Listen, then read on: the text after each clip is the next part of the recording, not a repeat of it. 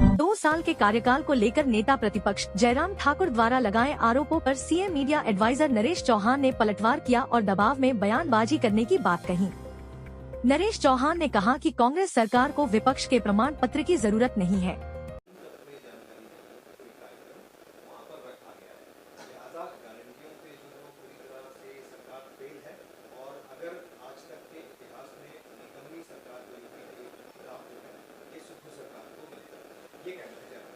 देखो, एक बोलना नहीं चाहिए अभी तो उस काम में सबसे ऊपर टॉप में बिना विजन की और फेल सरकार, वो जयराम जी उसमें टॉप में चले गए। वो मुझे लगता है बरकरार रहेंगे, उनकी वो पदवी कोई नहीं छीनने वाला।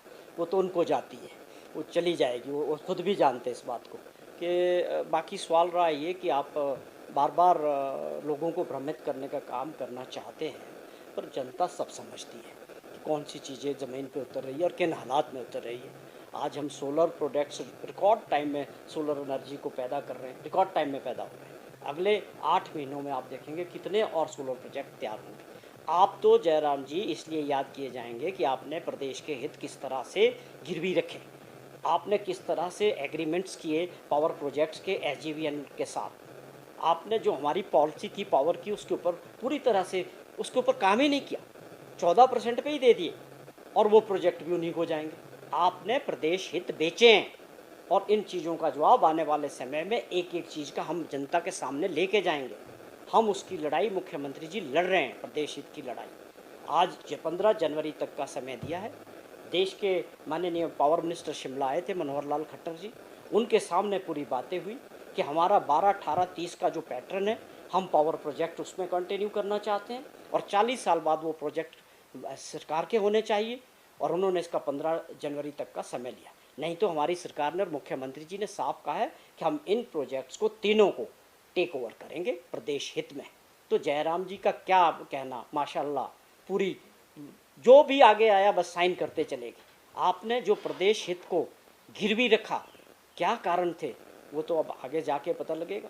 लेकिन आपका दूसरा काम जो आज ये उठा मामला कि जो होटल्स को लेके, जो टूरिज्म डेवलपमेंट कॉरपोरेशन के होटल्स हैं लॉस मेकिंग, आपके समय में तो योजना बन गई थी, पूरी तरह से पूरी योजना तैयार थी और उसका आपके लोगों को भी पता नहीं था कि कब कैबिनेट से पास हुआ। उसको प्राइवेट हाथों में देने की पूरी योजना आपने बना दी थी।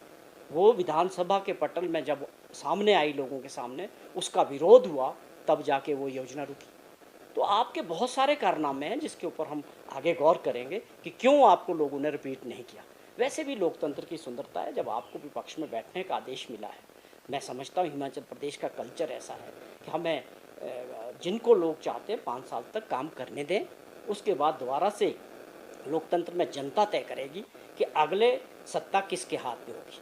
तो आप जहाँ आप 2 साल का समय की बात करते हैं, एक चिट्ठी जयराम जी दिखा दें कि मुख्यमंत्री को, सरकार को जनहित के ऊपर लिखी हो, किसी के मुद्दे पे लिखी हो, एक चिट्ठी बता दें तो आप कितने गंभीर है प्रदेश के प्रति, प्रदेश की समस्याओं के प्रति, वो इस बात से दर्शाता है। ये ठीक है कि जब मीडिया दिखा तो एक स्टेटमेंट दाग दी।